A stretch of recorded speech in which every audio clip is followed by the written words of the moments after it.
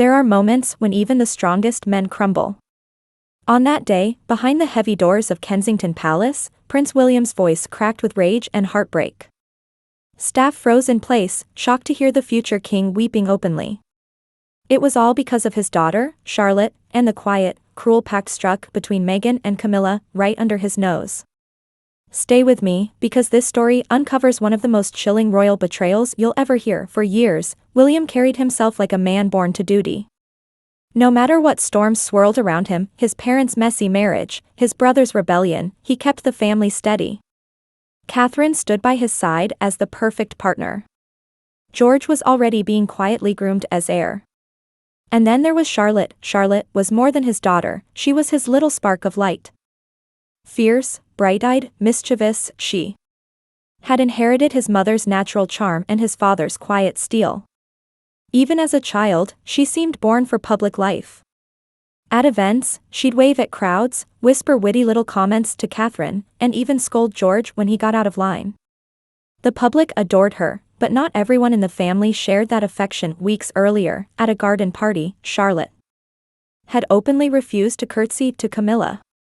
The cameras caught the awkward moment. To the public, it was a charming slip, a cheeky little girl still learning protocol. But to Camilla, it was something else entirely, public humiliation. She didn't forget it. A staff member who overheard her later said she'd muttered under her breath, "That little princess needs to learn who's really in charge." Meanwhile, across the ocean, Meghan was plotting her own moves. Since leaving the UK, she'd seen the headlines turn nastier by the day. Every flattering photo of Catherine felt like another dig at her. And Charlotte? Charlotte had become the daughter Meghan felt her own little Lilibet could never compete with, the darling of the press, the symbol of the monarchy's future. When Meghan flew to London for what was described as charity business, palace aides thought little of it. She still had ties here, after all. But then whispers started. She'd been spotted in a private car headed to Clarence's house. A footman saw her slip through a side door of the Queen Mother's old terrace. And inside, waiting for her, was Camilla. No one expected these two women to sit together, yet there they were. Meghan in sleek black, Camilla swirling a glass of red wine, two outsiders in the royal machine, witnesses to their meeting overheard parts of the conversation. Meghan complained about the family's obsession with Catherine and her children, while Camilla confessed how much she resented Charlotte's behavior at public events. They laughed. They bonded. And then Meghan floated her idea. Charlotte, she argued, was a threat neither of them needed. Why not sideline her now? Quietly encourage stories about her being too shy or too rebellious for royal duties. Paint Catherine as overwhelmed. The public, Meghan reasoned, would eat it up. Camilla reportedly leaned back, smiled faintly, and said, "Oh well. She'll never be queen, will she? Why not save ourselves the trouble now?" The pact was sealed. It started subtly. Tabloids began running strange little stories about Charlotte. Anonymous sources described her as high-strung at home. One paper claimed Catherine was at her wit's end, trying to manage her. Photos of her looking tired at school were suddenly everywhere. At first, William brushed it off as just tabloid noise. But Catherine noticed the pattern. One morning, she set down the newspaper at breakfast and looked at her husband. "Have you seen this? Again? Every day now." William's brow furrowed. The stories didn't sound like Charlotte at all, and they all seemed to come from somewhere inside the palace. But it wasn't until his aide handed him an unmarked envelope one afternoon that he finally understood. Inside were transcripts of a staffer's account of Meghan and Camilla's conversation. Every cruel line. Every mention of Charlotte's name. Every plan to humiliate his little girl. William sat alone in his study for a long time, just staring at the pages. Then he quietly closed the folder and got to his feet. That evening, the blue drawing room was quiet. Camilla and Meghan sat by the fire, drinking tea, laughing softly over some private joke. When the door slammed open, they both jumped. William stood in the doorway, his face white with fury, a folder clutched in his hand. He strode across the room, dropped the folder on the table, and growled, "Read it."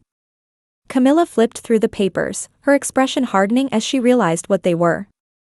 Meghan stayed silent, her face unreadable. Why? William demanded. His voice cracked with rage. Why would you do this to her? She's just a child. Camilla began to speak, but William cut her off. His fists clenched. His eyes glistened. If you want to hurt me, fine. If you want to humiliate Catherine, fine. But leave Charlotte out of your little games. Finally, Meghan spoke, her tone cold. She's not cut out for this life, William. Better. She learns now than later. William shook his head, his whole body shaking. Don't you dare pretend this is about protecting her. You don't care about her. You just want to destroy anything you can't control. Then, in front of them both, William's voice broke.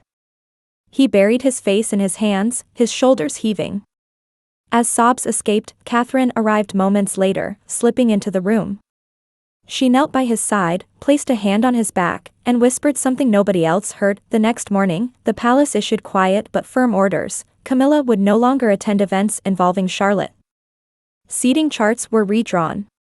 Schedules revised. Staff instructed to keep them apart. A curt note was sent to Meghan through her assistant. Her presence at Kensington was no longer welcome. That same afternoon, she was seen boarding a private jet back to California. William, meanwhile, retreated into himself. That night, he sat by Charlotte's bed and stroked her hair as she slept. She stirred, blinked up at him sleepily, and asked, "Did I do something wrong, Daddy?" His throat tightened. He kissed her forehead and whispered, "Never. You're perfect, my darling. Never let anyone tell you otherwise." But the damage was done. Charles was said to be furious that William had humiliated Camilla so publicly. Tensions between father and son boiled under the surface.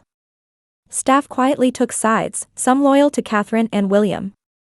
Others sympathetic to Camilla. The next time Charlotte appeared in public, she stood a little taller, her smile a little tighter, her hand clutching Catherine's just a little more firmly.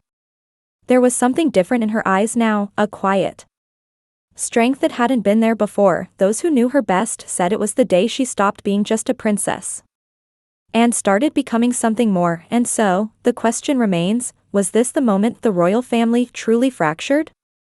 Or the moment Charlotte began her quiet rise to greatness? What do you think?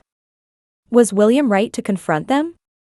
Or should he have kept the peace? Let me know in the comments. If you believe Charlotte deserves better, hit the like button right now.